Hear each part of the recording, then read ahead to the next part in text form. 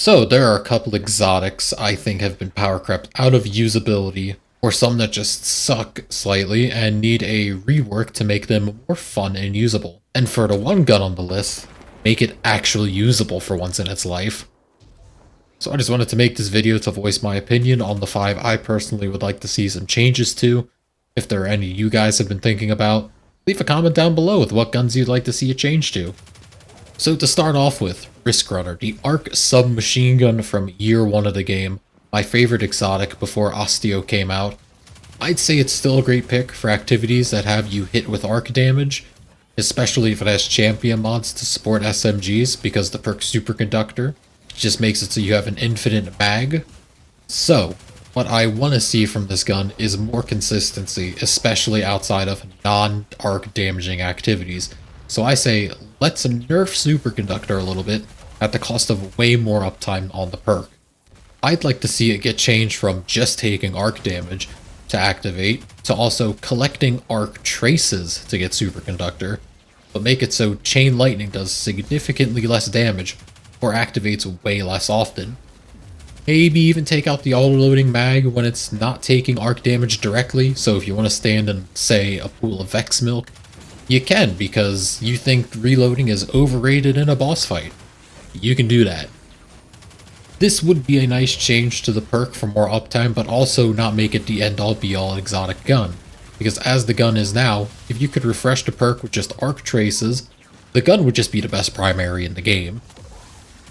And with how many ionic traces you can make with Spark of Discharge, it would be a good pick with any of these changes, no matter what the activity is, as long as you have a somewhat decent arc build. Thorn, the Destiny 1 hand cannon, is my second pick for this list, and it's going to be a little different from Risk Runner as I don't want to rework the whole perk, rather I want to say what would make a pretty dope catalyst for it. So for its catalyst, what if the souls the gun made on Final Blows just spawned in the gun like Osteo when it gets a poison Final Blow? Not only would it make the gun way more consistent, but it would give it great single target DPS for ad clear. And I don't think it would make the gun go crazy since we already have Osteo, which is just better Thorn in general with an infinite mag if you have enough ads around. So to see Thorn do more single target damage over Osteo would be a nice trade-off between the two. That and there are so many infinite mag primaries in the game, making Thorn one of them I don't think would really break anything. For the third gun on the list, Centrifuge, this season's ARC AR, would have been my favorite ARC primary as it is right now. If they ever changed Risk Runner, that would be my favorite again. But anyway, it just needs to change to its catalyst. So initially I thought when it said being amped would slowly build a charge, it would hold the charge or not lose it at all when reloading manually. But in actuality, that isn't how the catalyst works at all. So the only way to keep a full charge on this gun is by running in a circle, Actium War Rigs, and maybe dodging on a hunter. I'm not sure if that works or not, haven't tried it myself. I can't see keeping a charge through a reload being game breaking or anything since the gun is intended gameplay loop is a run and gun, so you never are reloading anyway. So if they could just make it keep the charge or only lose 1 or 2 bars on a reload, that would be pretty nice for getting those explosions everywhere. I don't really even care about the blinding effect, I just want to see explosions. Next on the list is Cerberus +1, the kinetic AR that's a meme pick for most, but a good gun if you know how to play with it right. This is just another catalyst rework, because currently the catalyst in my mind just makes the gun worse. Like sure, it makes it more shotgun-like with more damage and a slower fire rate, but the gun has always been used to counter a shotgun rusher, not turn you into one. So I would like to see the caddy work in favor of just the normal firing mode. And that's the next problem because the 2 perks that come to my mind, I don't know if they would really work with the gun.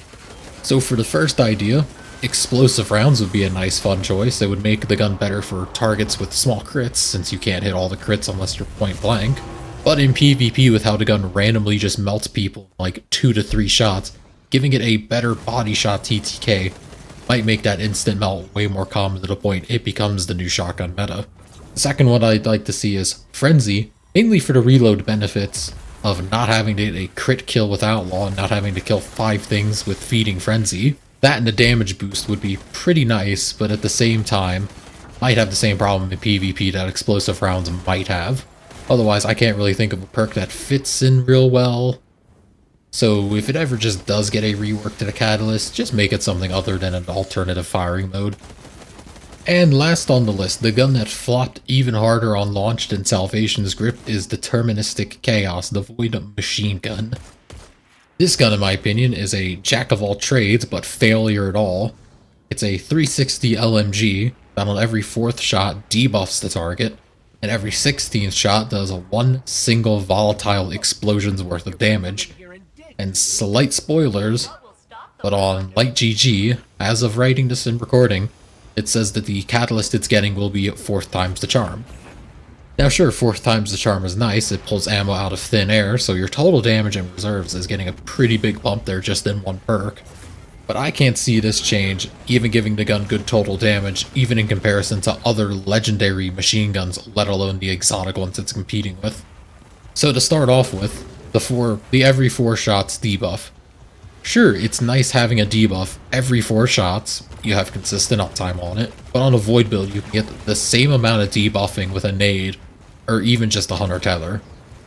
And I haven't compared the two guns directly, but I feel like Tractor Cannon might be a better DPS option, and it might have better potential for debuffing than this LMG. The volatile rounds are a joke too, considering you can make a Void build that gives all your Void weapons volatile rounds, and that at more frequently. But even Leviathan's Breath, without any Void build, can deal volatile damage on each shot. And just to compare in the archetype of LMG, the Moon LMG can get Field Prep and Frenzy, a perk that gives more total damage and a damage buff. A more recent one, Fixed Odds, can get Field Prep along with Killing Tally, Firing Line, or Focused Fury. And just in the LMG class alone, you have Commemoration with 4th times the charm, and Firing Line or Killing Tally. Retrofit Escapade, 4th times the charm and target lock. And every other exotic LMG does a boatload more DPS. So if Bungie is dead set on keeping this gun how it is, it either needs volatile damage on each shot, whether you're on a Void class or not, or it needs to act like Thunderlord and ramp up its fire rate along with 4th times the charm. Otherwise, I can't see this gun being used at all for anything. So that's my list of the 4 guns I'd like to see reworked, and that LMG just so it isn't useless. Take care, have a good day.